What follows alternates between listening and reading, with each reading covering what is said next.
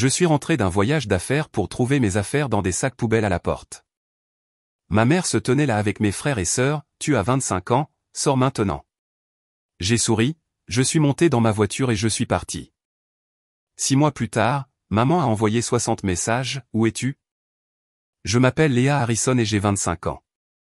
Je n'aurais jamais imaginé que le retour de mon premier voyage d'affaires réussi se terminerait par la découverte de ma vie emballée dans des sacs poubelles. Le plastique noir gonflait avec mes possessions alignées comme des monuments funéraires à notre portail d'entrée. Ma mère se tenait là, les bras croisés, mes 3 frères et sœurs la flanquant comme des soldats. Leur visage ne montrait aucune chaleur, seulement une résolution froide.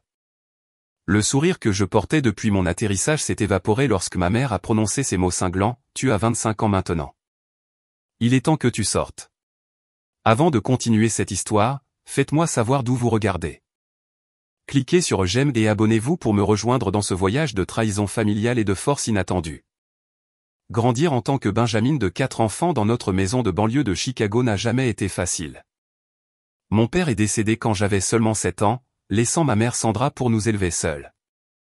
Mon frère aîné Jackson avait déjà 18 ans. Ensuite, ma sœur Nathalie avait 16 ans et mon frère Kevin 14 ans. Alors qu'ils avaient des années de souvenirs avec papa, je me souvenais à peine de son visage sans regarder des photos. Après la mort de papa, maman a changé. La femme chaleureuse et riante de mes premiers souvenirs s'est durcie pour devenir quelqu'un qui mesurait l'amour par l'accomplissement et l'obéissance. Elle a travaillé 2 emplois pour nous faire vivre et nous rappeler quotidiennement ses sacrifices. J'ai tout abandonné pour vous, les enfants, est devenu son mantra, généralement suivi de le moins que vous puissiez faire, c'est. En tant que bébé de la famille, j'ai reçu à la fois les avantages et les fardeaux d'être la dernière. Maman était financièrement plus stable au moment où j'avais besoin d'appareils dentaires ou de frais de scolarité universitaire, mais le coût émotionnel de la monoparentalité l'avait épuisée. Elle contrôlait chaque aspect de ma vie avec une détermination de fer, de mes amis à ma majeure à l'université. Mes frères et sœurs avaient tous suivi les chemins qu'elle avait approuvés. Jackson était devenu chirurgien, Nathalie avocate d'affaires, et Kevin un ingénieur prospère. Ils ont épousé des personnes que maman aimait, ont acheté des maisons dans des quartiers qu'elle approuvait et ont eu des enfants selon le calendrier qu'elle jugeait approprié. Ils étaient ces histoires de succès, la preuve de son excellente éducation. Puis il y avait moi. J'ai étudié le marketing au lieu de la médecine ou du droit, j'ai accepté un emploi dans une start-up plutôt que dans un cabinet établi et je suis resté obstinément célibataire à 25 ans. Bien que je ne sois pas rebelle selon la plupart des normes de notre famille, j'étais la brebis galeuse. Quand auras-tu un vrai travail? Demandait maman lors du dîner du dimanche. Nathalie gagnait déjà 6 chiffres à ton âge. Malgré ces tensions, j'avais choisi de vivre à la maison après l'obtention de mon diplôme universitaire. La décision était pratique au début. Mon poste de marketing d'entrée de gamme était modeste, et les prix de l'immobilier à Chicago étaient astronomiques. Vivre avec maman m'a permis de constituer une épargne et de rembourser plus rapidement mes prêts étudiants. Tu peux rester aussi longtemps que tu veux, avait dit maman quand je suis retourné. La famille soutient la famille, mais son soutien venait avec des conditions, la plupart non dites, mais toujours présentes. Je payais le loyer, contribuais aux courses et m'occupais de la plupart des tâches ménagères. Je la conduisais à ses rendez-vous, l'aidais avec les problèmes technologiques et l'écoutais pendant des heures de plaintes concernant les voisins, les collègues et occasionnellement mes frères et sœurs, bien que jamais en leur présence. La dynamique avec mes frères et sœurs était tout aussi compliquée. Pour eux, j'étais toujours le bébé, quelqu'un dont les opinions avaient moins de poids. Lorsque des désaccords familiaux survenaient, ils formaient un front uni avec maman, rejetant ma perspective comme immature ou mal informée. Tu comprendras quand tu auras plus d'expérience de vie, disait Jackson, malgré le fait que j'ai vécu seul pendant 4 ans d'université et voyagé à l'international, des expériences qu'il n'avait jamais eues. La tension entre l'indépendance et l'obligation familiale a grandi à mesure que j'approchais de la mi-vingtaine. Les amis de mon âge vivaient dans des appartements avec des colocataires, sortaient librement, rentraient tard sans recevoir de messages exigeant de savoir où ils étaient. J'enviais leur liberté mais je me sentais piégé par la réalité financière et le devoir familial.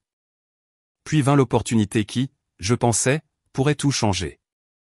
Notre cabinet de marketing a décroché un client majeur et, en tant que membre de l'équipe ayant les idées les plus fraîches, j'ai été choisi pour présenter notre campagne à New York. C'était mon premier voyage d'affaires, ma première présentation solo à un client majeur et potentiellement ma première grande percée professionnelle. La présentation était prévue pour un jeudi, avec des réunions s'étendant jusqu'à vendredi après-midi. J'avais passé des semaines à me préparer, à répéter jusqu'à ce que je puisse réciter le discours en dormant. La nuit avant mon vol, maman semblait distraite pendant le dîner, reconnaissant à peine mon excitation nerveuse. Je rentrerai tard vendredi soir, lui ai-je rappelé en faisant la vaisselle. Bien, a-t-elle dit, sans lever les yeux de son téléphone. Jacques et Nathalie viennent samedi avec les enfants. Assure-toi d'être là pour aider. J'ai avalé ma déception face à son manque d'enthousiasme. Dans mon cœur, j'espérais que ce jalon professionnel lui vaudrait enfin l'approbation. Si je pouvais prouver que mon parcours professionnel était viable, peut-être qu'elle me verrait comme une adulte plutôt que comme un enfant décevant.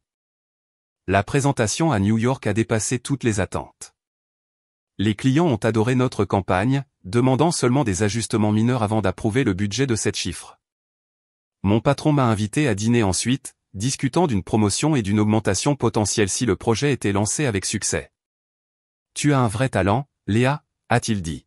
« Je vois un avenir brillant pour toi avec nous. » Ces mots m'ont réchauffé plus que le vin coûteux que nous avons partagé. Pour une fois, quelqu'un voyait mon potentiel plutôt que mes défauts.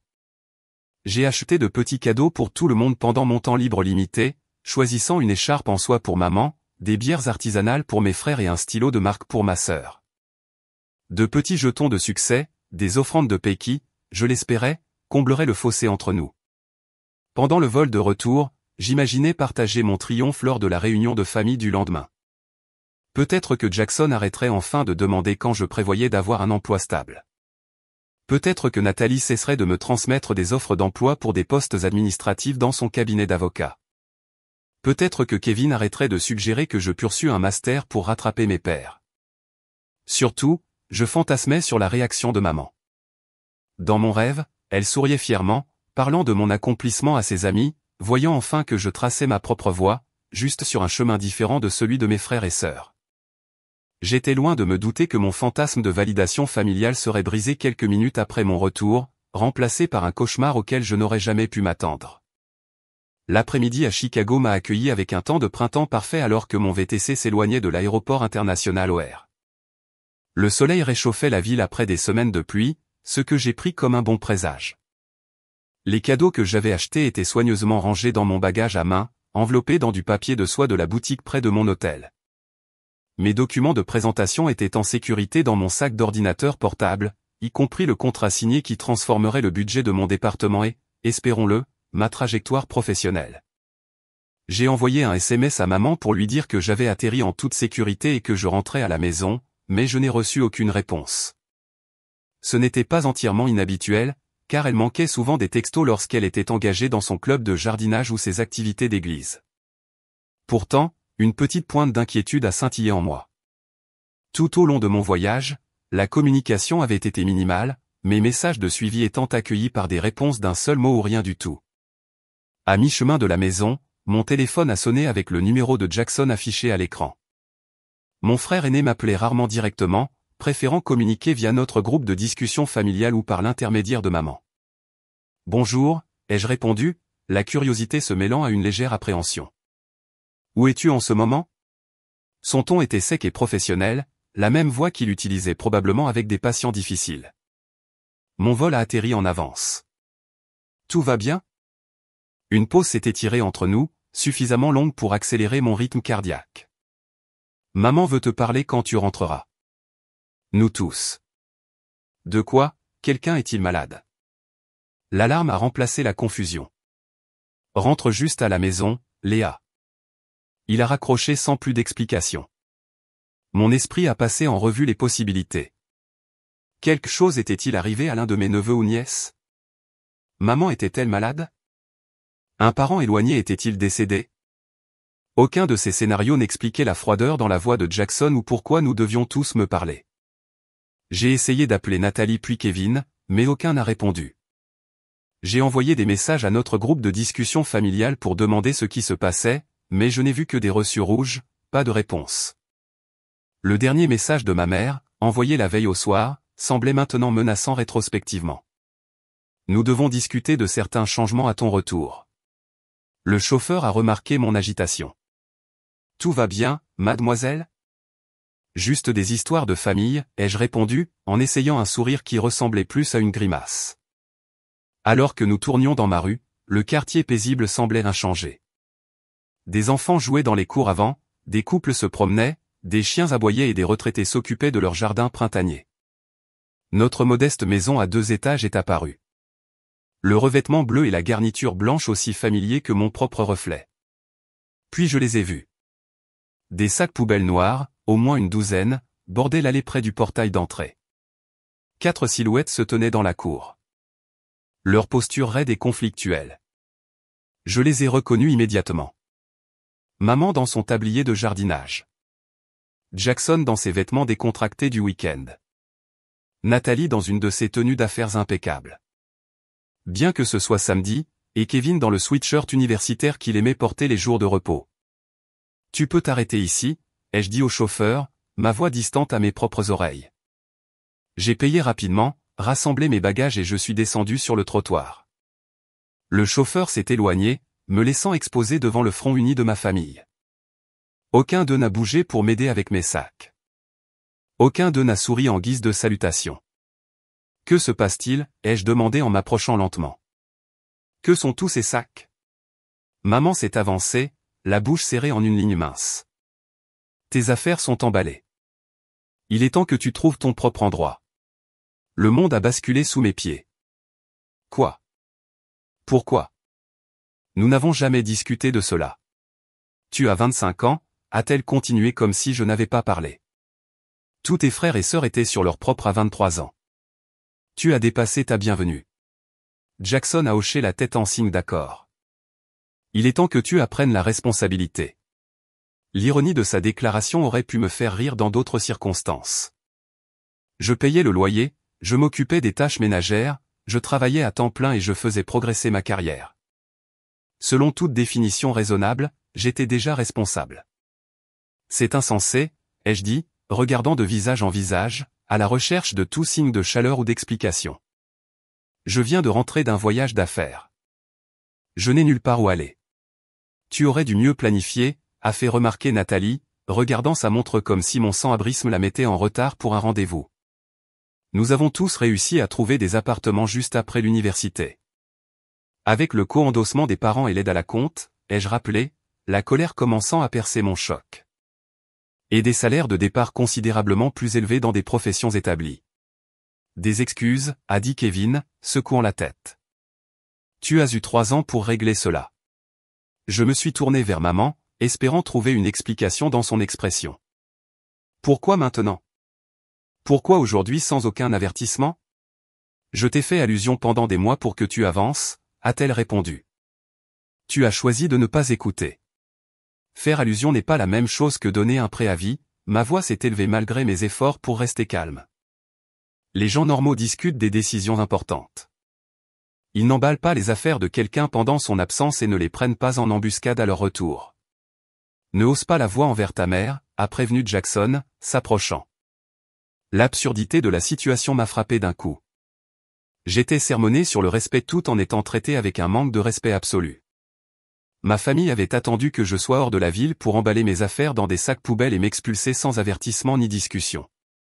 De quoi s'agit-il vraiment, ai-je demandé, me souvenant soudain de conversations entendues entre maman et Nathalie au sujet des valeurs immobilières dans notre quartier. Vendez-vous la maison? Un éclair de surprise a traversé le visage de ma mère avant qu'elle ne se recompose. Mes décisions financières ne vous regardent pas. Elles me regardent si elles impliquent de me rendre sans abri sans préavis. Tu n'es pas sans abri, a dit Nathalie avec une patience exagérée. Tu as un travail. Trouve un appartement comme tout le monde. Sans référence, sans temps pour économiser pour une caution, sans avertissement. J'ai regardé chacun d'eux à tour de rôle. Entendez-vous?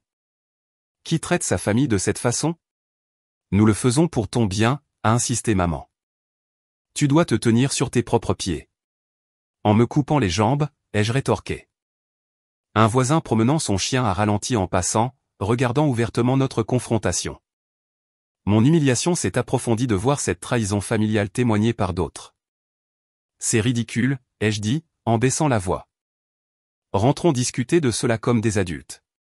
Il n'y a rien à discuter, a répondu maman. La décision est prise. Sans aucune contribution de ma part, la personne n'a plus concernée. Ton apport a été ton échec continue à décoller, a dit Kevin. Nous en avons tous discuté et sommes d'accord que c'est nécessaire. Cette déclaration a eu l'effet d'un coup physique.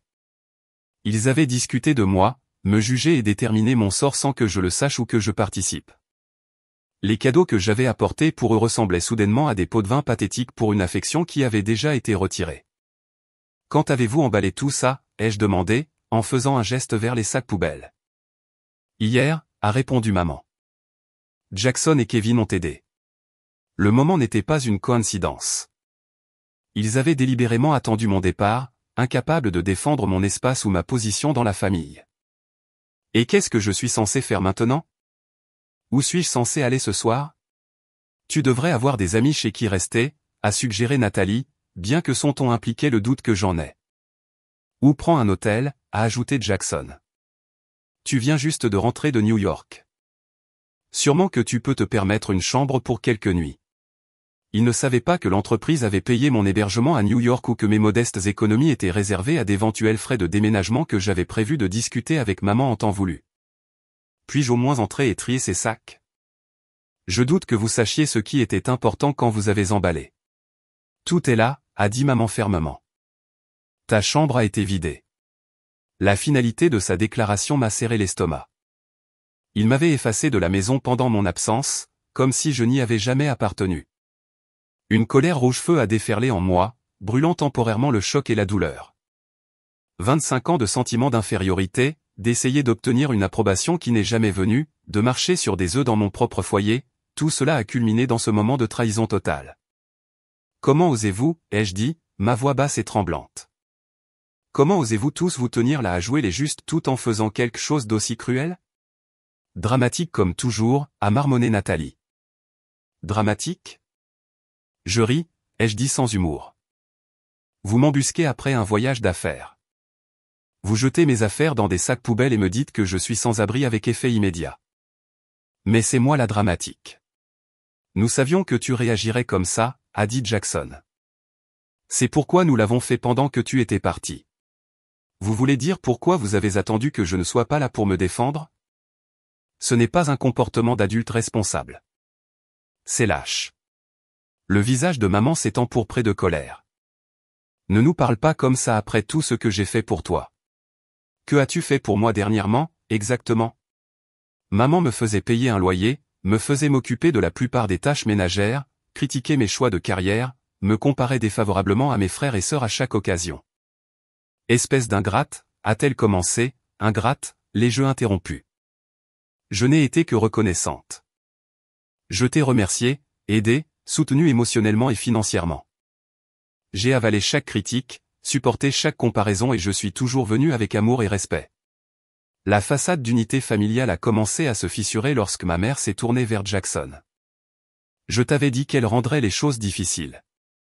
Rendre quoi difficile exactement, ai-je insisté. Pourquoi maintenant? Pourquoi l'urgence? Pourquoi les sacs poubelles au lieu de boîtes convenables? Pourquoi le public? J'ai fait un geste vers mes frères et sœurs. Kevin s'est mal à l'aise, le premier signe qu'il n'était peut-être pas entièrement engagé dans ce plan. Maman vend la maison, a-t-il admis. Kevin, a sifflé Nathalie. Elle a le droit de savoir, a-t-il répondu. La vérité est sortie par fragments alors qu'ils se disputaient entre eux. Maman avait reçu une offre sur la maison considérablement supérieure à la valeur du marché.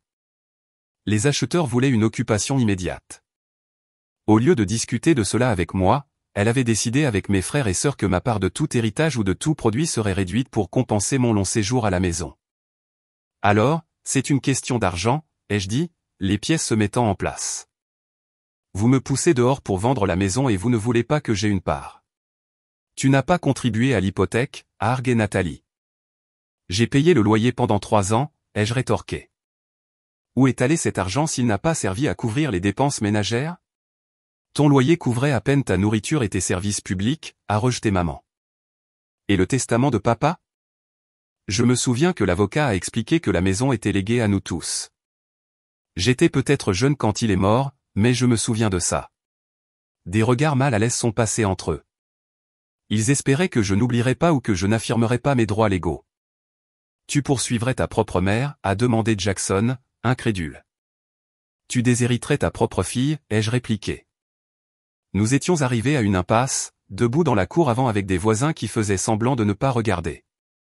3 ans de ressentiment refoulé ont bouilli lorsque j'ai finalement dit ce que j'avais avalé trop longtemps. Vous n'avez jamais respecté mes choix ni vu en moi un adulte égal. Vous m'avez utilisé comme main-d'œuvre gratuite, comme soutien émotionnel, et comme cible commode pour vos déceptions. Et maintenant, vous me jetez quand cela vous est financièrement commode. Personne n'a nié ces accusations. Leur silence a confirmé toutes les insécurités que j'avais entretenues quant à ma place dans la famille. Dans ce moment de clarté, j'ai pris une décision qui allait changer le cours de ma vie. Je me suis dirigé vers ma voiture, qui heureusement était garée dans la rue pendant mon voyage, et j'ai ouvert le coffre. « Qu'est-ce que tu fais » a exigé maman. « Tu pars » ai-je répondu simplement. « N'est-ce pas ce que vous voulez ?» Un par un, j'ai chargé les sacs poubelles dans ma voiture, reconnaissante d'avoir une hatchback avec des sièges arrière rabattables. Les sacs contenaient toute ma vie, des vêtements, des livres, de l'électronique, des souvenirs, des choses emballées sans soin ni souci de leur signification. Quand la voiture a été pleine, je me suis retourné pour leur faire face une dernière fois. Ils se tenaient ensemble, une unité dont j'avais toujours été subtilement exclu. Vous savez, je viens de décrocher le plus gros client de l'histoire de notre cabinet. J'allais être promu. Je vous ai apporté des cadeaux à tous pour célébrer. J'ai ri doucement de ma propre naïveté. Je pensais vraiment que vous seriez fiers de moi. Léa, a commencé Kevin, un soupçon de regret dans la voix. Non, les jeux interrompus. Vous avez tous clarifié votre position. Je ne resterai pas là où je ne suis pas voulu ou valorisé. À leur surprise évidente, j'ai souri. Pas de bonheur, mais du poids soudain de n'avoir plus rien à perdre. Au revoir, ai-je dit, en montant dans ma voiture. J'espère que l'argent en vaut la peine. Je suis parti sans regarder en arrière, des larmes brouillant ma vision alors que je naviguais dans des rues familières qui semblaient soudain étrangères. Mon téléphone a commencé à vibrer avec des messages, probablement ma famille réalisant les implications de leurs actions, mais je les ai ignorés. Sans plan ni endroit où aller, j'ai appelé la seule personne en qui j'avais entièrement confiance, ma colocataire de collège, Zoé. À travers des sanglots étranglés, j'ai expliqué la situation. « Viens ici tout de suite », a-t-elle dit sans hésitation. « Tu peux rester aussi longtemps que tu veux. » Zoé vivait dans un appartement à 30 minutes de là avec son petit ami Tyler. Quand je suis arrivé, ils m'ont aidé à décharger ma voiture sans jugement ni question, installant leur chambre d'amis comme un sanctuaire temporaire. Cette première nuit a été le point le plus bas. Recroquevillé sur un lit inconnu, entouré de sacs poubelles que je ne pouvais supporter de déballer, j'ai traversé le choc, le chagrin et la rage. Mon téléphone a continué de vibrer avec des messages que Zoé m'a finalement convaincu de lire. Ils étaient comme prévu. Maman insistait sur le fait que je réagissais de manière excessive. Jackson me sermonnait sur la responsabilité. Nathalie m'envoyait des liens vers des annonces d'appartements bien au-delà de mon budget. Kevin seul a exprimé quelques regrets quant à la méthode, bien que pas à la décision elle-même. Ces gens sont toxiques, a déclaré Zoé après avoir lu les messages. Tu as besoin d'espace loin de tous. Ils sont toujours ma famille, ai-je dit faiblement. La famille ne se traite pas comme ça, a fait remarquer Tyler. Ce qu'ils ont fait est de la violence émotionnelle. Bien que le terme ait semblé extrême sur le moment, la validation des perspectives extérieures m'a aidé à voir la situation plus clairement. Ce qui s'était passé n'était pas normal. Ce n'était pas ma faute. Et peut-être plus important encore, je n'étais pas obligé de l'accepter. Cette nuit-là, j'ai pris 2 décisions. Je construirais une nouvelle vie entièrement indépendante de ma famille, et je ne mesurerais plus jamais ma valeur par leur approbation. Alors que je tombais finalement dans le sommeil aux premières heures du matin, un étrange sentiment de possibilité scintillait sous la douleur. Pour la première fois de ma vie adulte, j'étais vraiment libre de me définir selon mes propres termes. La première semaine après avoir été expulsé fut un tourbillon de défis pratiques. Zoé et Tyler ont insisté pour que je reste aussi longtemps que nécessaire, mais je savais que leur appartement d'une chambre était trop petit pour 3 adultes à long terme. Leur générosité m'a donné le temps de trouver un logement alternatif sans me précipiter dans une mauvaise situation. Pendant les pauses déjeuner au travail, j'ai parcouru les annonces d'appartements, découvrant rapidement que le marché locatif de Chicago était encore plus compétitif que je ne le craignais. La plupart des endroits exigeaient une preuve de revenu, 3 fois le loyer mensuel, un crédit parfait, le premier et le dernier mois de loyer, plus une caution et des références de propriétaires. Mes modestes économies, qui semblaient substantielles lorsque je vivais à la maison, couvraient à peine les coûts initiaux pour sécuriser un logement. Après 10 jours de recherche, j'ai trouvé un minuscule appartement studio dans un quartier moins désirable avec un propriétaire prêt à accepter une caution plus importante en échange d'historique locatif. L'appartement n'avait rien à voir avec le foyer confortable que j'avais quitté. La peinture s'écaillait dans les coins. Les appareils électroménagers étaient obsolètes et des bruits étranges filtraient à travers les murs fins à toute heure. Mais il était à moi, un espace où personne ne pouvait emballer mes affaires ni remettre en question mes choix. Emménager a souligné à quel point je possédais peu. Ma famille avait emballé mes affaires personnelles, mais aucun des articles ménagers nécessaires à la vie indépendante. Je n'avais pas de vaisselle, de serviettes, de produits de nettoyage ou de meubles au-delà de ma chambre à coucher. Nous allons faire une pendaison de crémaillère, a déclaré Zoé, m'aidant à déballer mes vêtements dans le seul placard de l'appartement. Que tout le monde apporte quelque chose d'utile au lieu de babioles décoratives. Fidèle à sa parole, elle a organisé une petite réunion de quelques amis universitaires et connaissances de travail. Ils sont arrivés avec des meubles d'occasion, des essentiels de cuisine et des articles ménagers. En fin de soirée, mon appartement s'était transformé d'une coquille vide en un espace de vie basique mais fonctionnel. Ce n'est pas grand-chose, ai-je dit en m'excusant alors que nous étions assis sur des chaises dépareillées, mangeant de la pizza sur des assiettes en carton. C'est un début, a corrigé mon ami Amber. Et tu l'as fait sans leur aide. La réalité financière a frappé fort ce premier mois. Après avoir payé le loyer, les charges, les factures de courses et les frais de transport, mon salaire auparavant suffisant ne laissait presque rien pour l'épargne ou les urgences. J'ai créé des feuilles de calcul pour suivre chaque dépense, planifié méticuleusement mes repas et appris quels épiciers offraient les meilleurs prix sur les produits essentiels. Le travail est devenu mon encre et mon salut. Le lundi suivant mon expulsion, je suis arrivé tôt au bureau, me suis plongé dans la finalisation de la campagne des clients new-yorkais, et j'ai canalisé tout mon tumulte émotionnel en énergie créative. Mon patron l'a remarqué. Tu as fait des heures sérieuses, a-t-il commenté 2 semaines plus tard. La présentation de New York a été excellente, et ton suivi a été impeccable. Merci, ai-je répondu, sans mentionner le chaos personnel derrière mon dévouement professionnel. Nous restructurons l'équipe, a-t-il poursuivi. Je voudrais que tu diriges la division de marketing numérique. Cela vient avec une augmentation de 15% et plus de responsabilités. La promotion n'aurait pas pu arriver à un meilleur moment. Le revenu supplémentaire ne me rendrait pas riche, mais cela atténuerait l'anxiété financière constante de la vie en solo. Plus important encore, cela validait mon parcours professionnel, celui-là même que ma famille avait rejeté comme insuffisant. Pendant que ma vie professionnelle s'épanouissait, je luttais émotionnellement. Les cauchemars de sans-abrisme perturbaient mon sommeil. Les sons inattendus dans mon nouveau bâtiment déclenchaient des réactions de panique. Les problèmes de confiance coloraient mes interactions avec mes collègues et amis. Tu devrais parler à quelqu'un de professionnel, a suggéré Zoé lors de l'une de nos rencontres hebdomadaires autour d'un café. La thérapie coûte cher, ai-je rétorqué. Le coût émotionnel du traumatisme aussi, a-t-elle répondu. Ton nouveau travail a une assurance santé, n'est-ce pas? Elle m'a aidé à naviguer dans le portail d'assurance pour trouver des thérapeutes qui acceptaient ma couverture. La femme que j'ai finalement choisie était spécialisée dans l'aliénation familiale et les enfants adultes de parents contrôlants. Notre première séance a ouvert des écluses que je n'avais pas réalisé qu'elles retenaient un océan de blessures. Ce que votre famille a fait n'était ni normal ni acceptable, a affirmé ma thérapeute. Expulser quelqu'un sans préavis est légalement discutable, même avec la famille. Le faire pendant que vous étiez absente témoigne d'une préméditation et d'un manque fondamental de respect.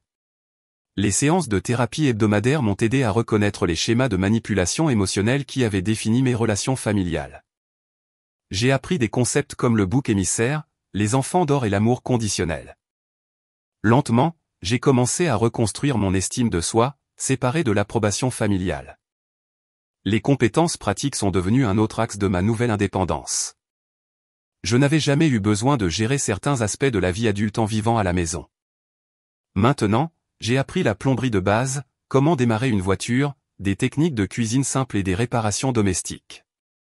Chaque nouvelle compétence était une petite victoire, une preuve que je pouvais survivre et même prospérer par moi-même. 3 mois après avoir déménagé, j'ai rencontré mon frère Kevin dans un café en centre-ville. La rencontre était accidentelle, inconfortable et révélatrice. « Tu as l'air bien », a-t-il dit maladroitement après que nous nous soyons figés tous les deux de reconnaissance. « Comment vas-tu ? » ?»« Je vais bien », ai-je répondu honnêtement. « Je travaille beaucoup. J'ai été promu. »« C'est génial », a-t-il hésité. « Maman demande de tes nouvelles. » Elle me demande de tes nouvelles de façon étrange. Est-ce qu'elle montre sa préoccupation d'une manière étrange? En coupant tout contact. Tu as coupé le contact, a-t-il corrigé. Tu as arrêté de répondre aux messages après avoir été expulsé sans préavis. Oui, c'est le cas. Nous sommes restés dans un silence inconfortable, tenant nos tasses à café comme des boucliers. Elle veut que tu viennes au dîner du dimanche, a-t-il dit finalement. Pour parler des choses. À quelles conditions? Qu'est-ce que tu veux dire? Reconnaît-elle qu'elle a eu tort? S'excuse-t-elle ou s'attend-elle à ce que je fasse semblant que rien ne s'est passé et que nous reprenions la même relation dysfonctionnelle? Son expression a répondu à mes questions. Il n'y aurait pas de reconnaissance, pas d'excuse, pas de changement. Je ne peux pas faire ça, Kevin. Je ne suis pas la même personne qui est partie il y a 3 mois. Elle est toujours ta mère, a-t-il insisté. Oui, ai-je convenu. Et je suis toujours sa fille. Cela ne l'a pas empêché de me traiter comme si je ne valais rien. Alors que nous nous séparions, il semblait troublé, peut-être en voyant la dynamique de notre famille sous un nouvel angle. Cette brève rencontre a renforcé ma résolution de maintenir mes limites, tout en rouvrant des blessures à peine guéries. Le chemin à parcourir n'était ni droit ni facile. Certains jours, je me sentais renforcé par mon indépendance. D'autres, je m'effondrais sous le poids de l'aliénation de ma seule famille. Mais lentement, délibérément, j'ai construit une vie qui m'appartenait entièrement, meublée de mes choix et régie par mes valeurs. Ce n'était pas la vie que j'avais imaginée, mais elle devenait une vie dont je pouvais être fier. Alors que 3 mois se transformaient en 4 puis en 5, une transformation remarquable a commencé à s'opérer. L'anxiété constante qui avait caractérisé mes premières semaines d'indépendance s'est progressivement estompée, remplacée par une confiance croissante dans ma capacité à gérer tous les défis qui se présentaient. Ma promotion s'est avérée être un tournant professionnel. Diriger la division de marketing numérique signifiait une plus grande visibilité au sein de l'entreprise et un contact client direct. J'ai constitué une petite équipe mais efficace, mis en œuvre de nouvelles stratégies analytiques et obtenu des résultats constants qui ont impressionné clients et dirigeants. Votre campagne a augmenté l'engagement de 40%, a noté notre PDG lors d'un bilan trimestriel. C'est un travail impressionnant, Léa. La reconnaissance livrée devant toute l'équipe de direction était plus validante que toute approbation familiale que j'avais jamais recherchée. Mes collègues voyaient ma valeur sans le filtre déformant de l'histoire familiale ou de la comparaison. Avec la stabilité financière sont venues des améliorations pratiques. J'ai échangé ma vieille voiture peu fiable contre un modèle plus récent avec garantie. Lorsque mon bail a approché de son renouvellement, j'ai trouvé un appartement plus agréable dans un quartier plus sûr, avec plus de lumière naturelle et un petit balcon où je pouvais cultiver des herbes et des fleurs. Le processus d'ameublement de mon nouvel espace est devenu un exercice de découverte de soi. Libéré des préférences esthétiques de ma mère et des opinions de mes frères et sœurs, j'ai enfin pu explorer mon propre goût. J'ai découvert un amour pour le design de milieu du siècle, les couleurs vives et les espaces fonctionnels. Chaque pièce que je sélectionnais, qu'elle soit neuve ou d'occasion, reflétait mon identité émergente. Cet endroit te ressemble, a commenté Zoé lors de sa visite de l'appartement nouvellement décoré. Ta vieille chambre ne l'a jamais fait. Elle avait raison. Ma chambre d'enfance était restée figée dans l'adolescence, tandis que mon espace chez maman semblait temporaire malgré 3 ans de résidence. Cet appartement, bien que loué, était le premier chez moi qui exprimait vraiment qui je devenais. Les connexions sociales se sont étendues au-delà de mon petit cercle d'amis universitaires. J'ai rejoint un club de lecture, fait du bénévolat dans une banque alimentaire locale et accepté des invitations à des événements professionnels que j'aurais précédemment évités.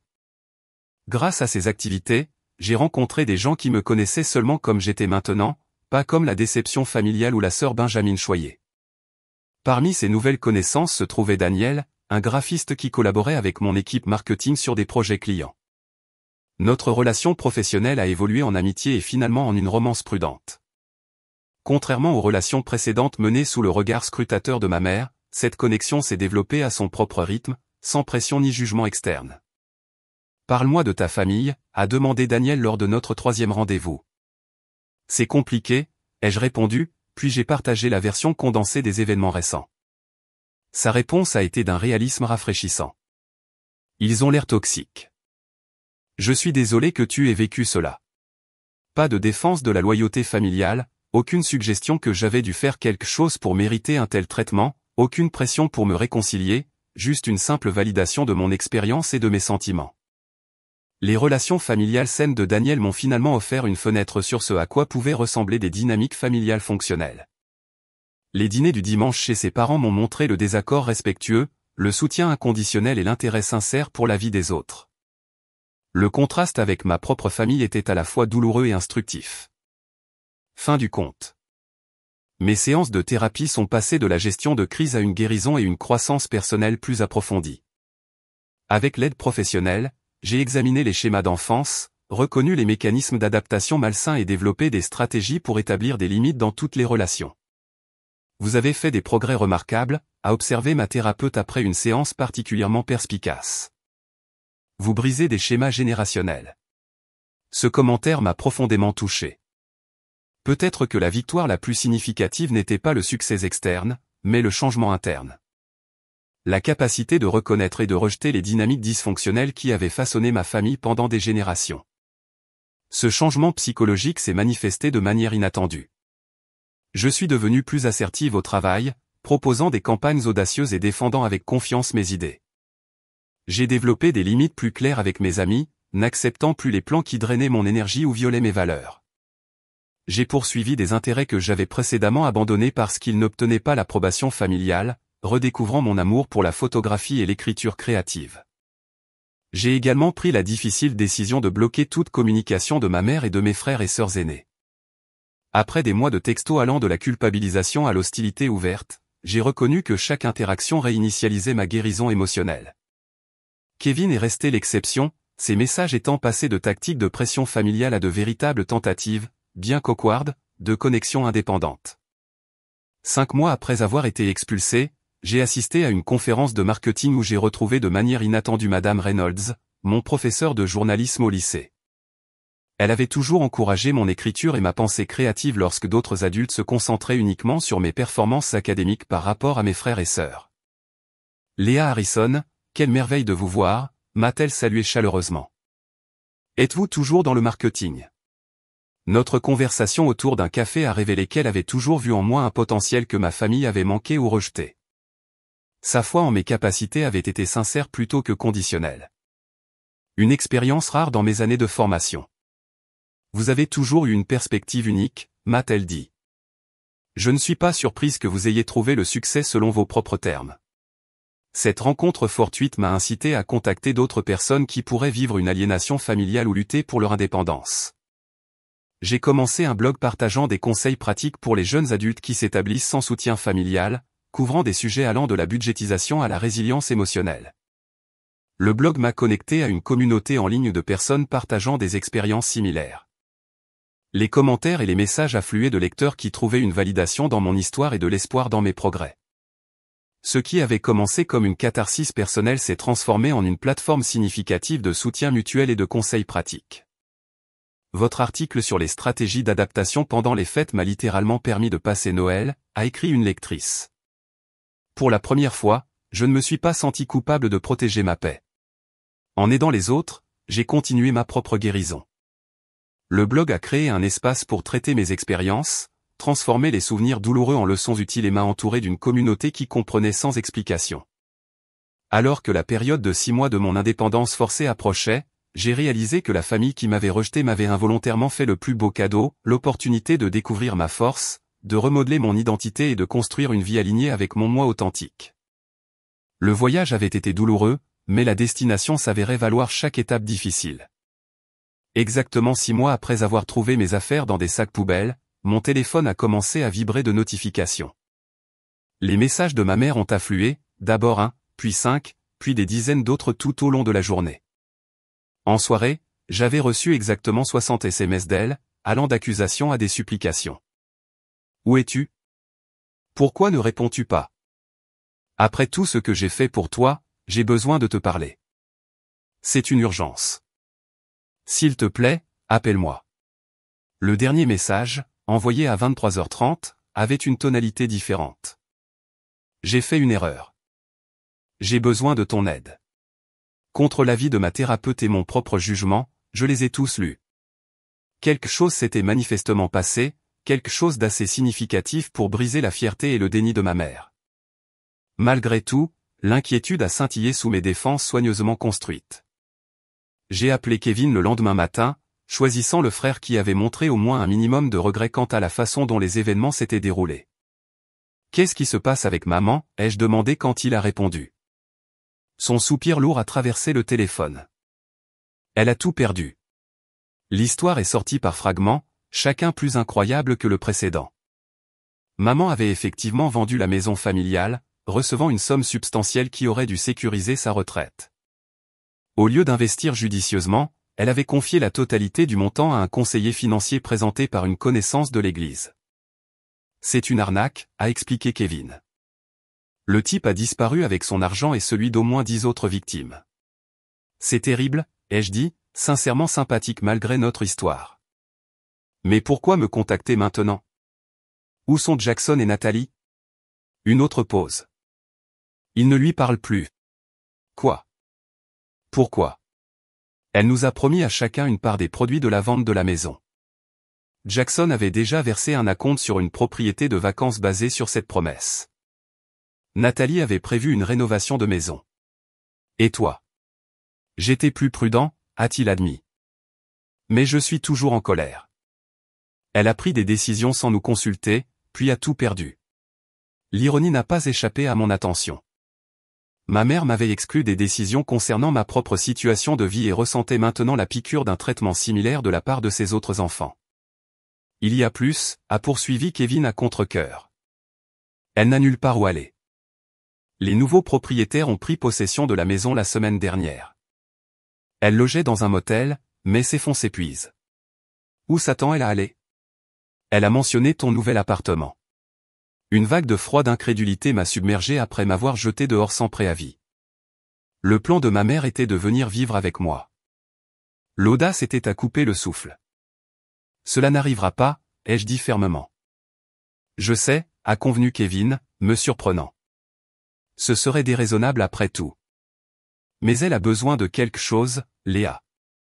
Elle est toujours notre mère. La situation m'a obligé à affronter des questions complexes sur l'obligation, le pardon et les limites. Que devais-je à la femme qui m'avait élevé mais qui m'avait aussi trahi? Pouvais-je aider sans sacrifier l'indépendance saine que j'avais construite? Était-il possible de faire preuve de compassion sans encourager les schémas toxiques? Après avoir consulté ma thérapeute, j'ai accepté de rencontrer ma mère dans un café, un lieu neutre d'où je pouvais partir si nécessaire. Daniel a proposé d'attendre à proximité, offrant un soutien moral et un plan d'évasion si les choses devenaient trop intenses. Ma mère semblait diminuer lorsqu'elle est arrivée, sa posture confiante remplacée par une courbure nerveuse. Les vêtements de designer et le maquillage parfait qui avait été son uniforme avaient cédé la place à des tenues décontractées et un maquillage minimal. Elle avait vieilli de plusieurs années en quelques mois. Merci d'être venue, a-t-elle commencé, ses mains serrant sa tasse de café. Je ne pensais pas que tu viendrais. J'ai failli ne pas venir, ai-je répondu honnêtement. Nous nous sommes assis dans un silence inconfortable, le poids de notre histoire pesant entre nous. J'ai tout perdu, a-t-elle finalement dit. La maison, l'argent, tout. Kevin me l'a dit. Jackson et Nathalie ne me parlent plus. Ils disent que je les ai trahis. J'ai hoché la tête, reconnaissant sa douleur sans accepter la responsabilité de celle-ci. J'ai besoin d'aide, Léa. Sa voix s'est brisée. Je n'ai nulle part où aller. La demande flottait dans l'air, tacite mais claire.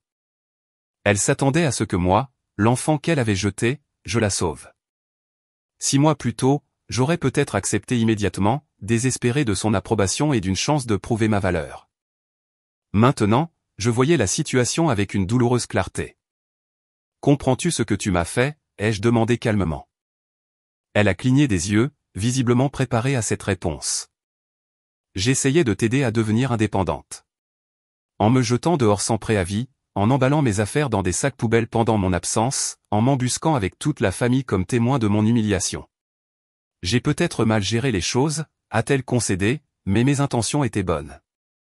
Tes intentions, ai-je ri sans humour. Tu as vendu la maison sans me le dire.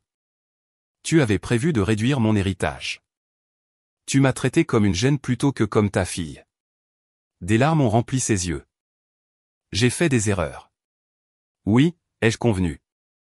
Tu en as fait. Et maintenant, tu affrontes les conséquences, tout comme j'ai dû affronter les conséquences de tes actions il y a 6 mois. Alors tu ne m'aideras pas. L'indignation s'est insinuée dans son ton. Après tout ce que j'ai sacrifié pour t'élever. Je n'ai pas dit cela, l'ai-je corrigé. Je suis prête à aider, mais selon mes termes, pas les tiens. J'ai décrit les limites que j'avais soigneusement considérées avec l'aide de ma thérapeute. J'allais l'aider à trouver un logement abordable pour seniors et contribuer un montant mensuel modeste à ses dépenses. Je ne lui permettrai pas de venir vivre avec moi, d'emprunter de l'argent directement, ni de reprendre la relation de contrôle du passé. C'est ça ton idée d'aide, a-t-elle demandé, incrédule. C'est ce que je peux offrir tout en me respectant, ai-je répondu. Prends-le ou laisse-le. Notre conversation a duré près de 2 heures, alternant accusations, justifications, larmes et pas hésitant vers la compréhension. Ma mère a eu du mal à accepter que notre relation avait fondamentalement changé, que son autorité avait été définitivement diminuée par ses propres actions. Je n'ai jamais pensé que tu serais si dur, a-t-elle dit à un moment donné. Je n'ai jamais pensé que j'aurais besoin de l'être, ai-je répliqué. Mais nous y voilà.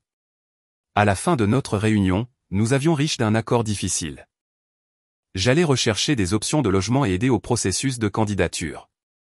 Elle allait assister à des séances de thérapie familiale avec moi comme condition de soutien continu. Ni l'une ni l'autre n'étions entièrement satisfaites, mais c'était un point de départ qui maintenait mes limites tout en reconnaissant notre connexion. Alors que nous nous apprêtions à partir, elle a posé la question qui révélait à quel point elle avait peu compris mon parcours. Quand les choses redeviendront-elles normales entre nous? Je l'ai regardée directement avec compassion mais avec une honnêteté inébranlable. Elles ne redeviendront pas. Cette version de notre relation a disparu. Nous pourrions construire quelque chose de nouveau, quelque chose de plus sain, mais nous ne pouvons pas revenir en arrière. Son visage s'est affaissé, la réalité du changement permanent s'installant enfin. À ce moment-là, j'ai ressenti un changement inattendu en moi. La colère qui m'avait animé pendant des mois ne disparaissait pas, mais elle relâchait son emprise sur mon cœur. Je pouvais voir ma mère non pas comme la figure toute puissante de mon enfance, mais comme un être humain imparfait dont les mauvais choix lui avaient coûté cher. Cette reconnaissance n'excusait pas ses actions ni n'effaçait le tort qu'elle avait causé. Cela me permettait simplement de réagir à partir d'une position de force plutôt que de douleur réactive. Je pouvais offrir une aide appropriée sans sacrifier la vie saine que j'avais construite, un équilibre qui aurait été impossible il y a 6 mois. Alors que je m'éloignais du café, Daniel s'est mis à marcher à mes côtés. Comment ça s'est passé? Exactement aussi difficile que je m'y attendais, ai-je répondu. Mais nécessaire. Tu vas bien? J'ai réfléchi soigneusement à la question. Pas encore, mais je le serai. Ce soir-là, j'ai reçu des messages de Jackson et Nathalie pour la première fois depuis des mois. La nouvelle de ma rencontre avec maman s'était propagée, ainsi que mon offre limitée d'assistance. Leurs messages ne contenaient aucune excuse pour leur rôle dans mon expulsion, seulement des tentatives à peine voilées pour évaluer la situation financière de ma mère et mon implication dans celle-ci. J'ai laissé les 2 messages sans réponse, reconnaissant qu'il s'agissait de la continuation de schémas malsains plutôt que de véritables tentatives de réconciliation. Certaines relations pourraient potentiellement guérir avec le temps et les efforts. D'autres pourraient devoir rester à distance pour mon bien-être. Apprendre à les distinguer faisait partie de ma croissance continue. La crise familiale qui avait provoqué 60 messages désespérés n'avait pas apporté une réconciliation hollywoodienne ou une résolution nette. Au lieu de cela, elle avait offert quelque chose de plus précieux, la confirmation que les limites que j'avais établies étaient nécessaires et que la vie indépendante que j'avais construite valait la peine d'être protégée. Dans les semaines qui ont suivi notre confrontation au café, j'ai aidé ma mère à naviguer dans le processus complexe de recherche d'un logement abordable pour seniors. L'aide que j'ai fournie était pratique plutôt que financière, rechercher des options, expliquer les exigences de candidature et la conduire occasionnellement à ses rendez-vous. Pin Meadows, l'établissement dans lequel elle a finalement emménagé, proposait des appartements en vie indépendante avec des services de soutien facultatifs. Le modeste studio était une dégradation significative par rapport à notre maison familiale, mais il offrait sécurité, communauté et un nouveau départ. C'est petit, a-t-elle commenté le jour de l'emménagement, en inspectant la cuisine et le salon compact. Mon premier appartement était aussi petit, lui ai-je rappelé gentiment. Tu t'adaptes. Le parallèle n'a pas échappé à son attention. Pour la première fois peut-être, ma mère vivait les défis de recommencer avec des ressources limitées. La même situation qu'elle m'avait imposée sans avertissement ni préparation. Notre relation restait compliquée, mais la distance forçait créer un espace pour une guérison progressive. Les séances de thérapie hebdomadaires, auxquelles elle assistait à contre-cœur au début, sont devenues un environnement structuré pour aborder des schémas de longue date et établir une communication plus saine. Je ne me suis jamais rendu compte à quel point ma propre éducation avait affecté ma façon d'élever mes enfants, a-t-elle admis lors d'une séance particulièrement révélatrice. Ma mère était encore plus contrôlante que moi. Comprendre les origines de son comportement ne l'excusait pas, mais cela fournissait un contexte qui m'a aidé à traiter mes expériences d'enfance. Le traumatisme générationnel avait façonné les dynamiques de notre famille d'une manière que personne d'entre nous n'avait reconnue ou abordée.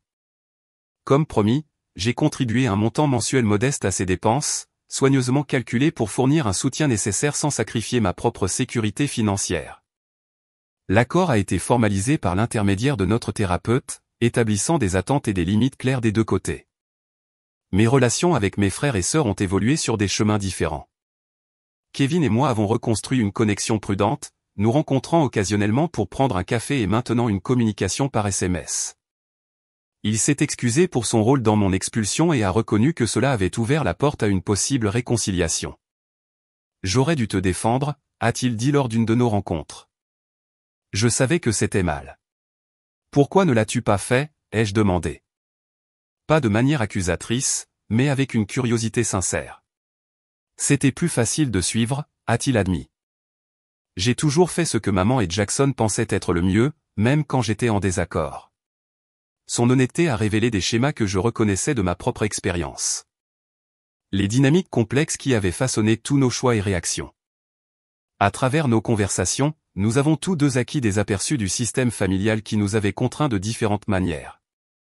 Jackson est resté distant, envoyant occasionnellement des salutations de vacances impersonnelles ou des annonces familiales, mais sans faire aucun effort pour une connexion significative. Sa fierté l'empêchait de reconnaître toute faute, et je ne me sentais plus obligé de rechercher son approbation ou son pardon. Le développement le plus surprenant est venu de Nathalie. 6 mois après la crise financière de notre mère, ma sœur a traversé sa propre crise lorsque son mari a annoncé qu'il voulait le divorce. Soudainement célibataire avec 2 enfants et un style de vie qu'elle ne pouvait plus maintenir indépendamment, elle a acquis une perspective inattendue sur la vulnérabilité et l'indépendance. Je n'ai jamais compris ce que cela signifiait de voir sa vie bouleversée du jour au lendemain, a-t-elle avoué lors d'un appel téléphonique inattendu. Je pense que je comprends maintenant. Notre réconciliation était timide et incomplète, mais elle ouvrait des possibilités que je n'avais pas anticipées. Nous avons commencé à nous rencontrer mensuellement pour déjeuner, reconstruisant progressivement la confiance par des interactions petites et cohérentes plutôt que par des gestes grandioses ou des excuses dramatiques. Pendant que les relations familiales évoluaient lentement, ma vie professionnelle continuait de prospérer. 1 an après la promotion qui avait coïncidé avec mon indépendance forcée, on m'a offert le poste de directrice du marketing, supervisant toutes les campagnes et les relations clients. Le nouveau rôle s'accompagnait d'une augmentation substantielle de salaire, d'options d'achat d'actions et d'avantages améliorés. Pour la première fois, je me sentais vraiment financièrement stable, capable de construire une stabilité à long terme plutôt que de simplement survivre de mois en mois. Avec cette sécurité est venue la capacité de poursuivre un rêve que j'avais secrètement caressé, mais jamais exprimé à ma famille, l'accession à la propriété. En travaillant avec un agent immobilier, j'ai trouvé un petit mais charmant condo dans un quartier diversifié avec un trajet raisonnable jusqu'au centre-ville. Le jour où j'ai reçu les clés, je me suis tenu seul dans le salon vide, submergé par la signification du moment. Cet espace était le mien, acheté avec mes gains, sélectionné selon mes préférences, sécurisé par mon crédit et ma réputation. Personne ne pouvait emballer mes affaires ni me demander de partir. Personne ne pouvait diminuer cette réussite ni me la prendre. J'ai organisé une pendaison de crémaillère pour les amis qui m'avaient soutenu pendant les périodes les plus sombres de l'année précédente. Zoé et Tyler, des collègues, des membres de mon groupe de thérapie, et même Kevin étaient présents, remplissant ma nouvelle maison de rire et d'énergie positive. Je propose un toast, a annoncé Zoé, levant son verre à Léa, qui a transformé des sacs poubelles en une maison magnifique grâce à une détermination et un courage absolu. La référence à la façon dont mon parcours avait commencé à susciter des sourires entendus plutôt que des souvenirs douloureux. Ce qui avait autrefois été traumatisant s'était transformé en une histoire d'origine de résilience et de croissance. Alors que mes circonstances externes se stabilisaient, j'ai continué le travail interne de guérison et de découverte de soi. Avec l'encouragement de ma thérapeute, j'ai créé un petit fonds de bourse pour les jeunes adultes qui sortent du système de placement familial ou qui quittent des situations familiales difficiles. Les modestes bourses aidaient les bénéficiaires avec des cautions, des vêtements professionnels ou des dépenses éducatives, abordant des besoins pratiques souvent négligés par les programmes plus importants. Vous avez transformé votre douleur en but, a observé ma thérapeute lorsque j'ai partagé les commentaires des premiers récipiendaires de bourse. C'est une véritable guérison. Cette observation m'a profondément touché. La trahison qui avait initialement brisé mon sentiment de sécurité m'avait finalement révélé des forces que je n'aurais peut-être jamais découvertes autrement. Être forcé de me tenir seul m'avait appris que je pouvais non seulement survivre mais prospérer selon mes propres termes. Ma relation avec ma mère ne reviendrait jamais à ce qu'elle avait été, et je ne le souhaitais pas non plus. Les dynamiques qui avaient défini notre interaction antérieure étaient fondamentalement malsaines, ancrées dans le contrôle plutôt que dans le respect. Au lieu de cela, nous construisions lentement quelque chose de nouveau, une relation entre adultes avec des limites claires et des attentes réalistes. Lors de notre dernière séance de thérapie de l'année, ma mère a dit quelque chose qui a démontré à quel point nous étions toutes deux progressées. « Je suis fière de toi », a-t-elle déclaré simplement. Pas parce que tu as du succès selon les normes conventionnelles, bien que tu en aies. Je suis fière de la personne que tu es devenue, de la façon dont tu as géré l'adversité, dont une grande partie est de ma faute. La reconnaissance, sans qualification ni comparaison avec mes frères et sœurs, était peut-être la plus sincère qu'elle ait jamais exprimée. Cela comptait pour moi, mais d'une manière différente de ce qu'elle aurait fait autrefois. Sa validation était la bienvenue, mais elle n'était plus nécessaire pour mon estime de soi ou mon identité. Cette évolution représentait la leçon la plus profonde de mon parcours. L'amour ne devrait pas exiger une conformité parfaite. L'accomplissement ne devrait pas être un prérequis pour appartenir et pour les liens familiaux. Bien qu'importantes, elles ne peuvent pas définir notre sentiment d'identité dans son intégralité. Il existe des blessures qui ne guérissent jamais complètement, des relations qui ne peuvent être entièrement restaurées, et des trahisons qui altèrent définitivement notre compréhension de la confiance et de la loyauté. Pourtant, au sein de ces réalités douloureuses se trouvent des opportunités de croissance qui pourraient autrement rester inexplorées. Parfois, être expulsé de ce qui ressemble à un foyer nous mène là où nous appartenons vraiment, à la personne que nous étions censés devenir. Ce qui a commencé avec des sacs poubelles à un portail s'est terminé avec les clés de ma propre porte d'entrée, à la fois littéralement et métaphoriquement. Le voyage entre ces deux points a transformé non seulement mes circonstances, mais aussi ma compréhension fondamentale de la famille, de l'indépendance et de la valeur de soi. En perdant ce que je pensais avoir besoin, j'ai trouvé ce que je méritais vraiment, une vie définie par mes choix plutôt que par les attentes des autres. Avez-vous déjà vécu un moment où la trahison familiale a finalement conduit à une force inattendue? Comment avez-vous reconstruit votre vie après une rupture relationnelle? Partagez votre histoire dans les commentaires ci-dessous et n'oubliez pas de cliquer sur j'aime et de vous abonner si cela vous a interpellé. N'oubliez pas que parfois les fins les plus douloureuses mènent aux plus beaux débuts. Merci de m'avoir écouté et je vous souhaite le courage de créer des limites qui protègent votre paix et la force de construire une vie qui reflète véritablement votre valeur.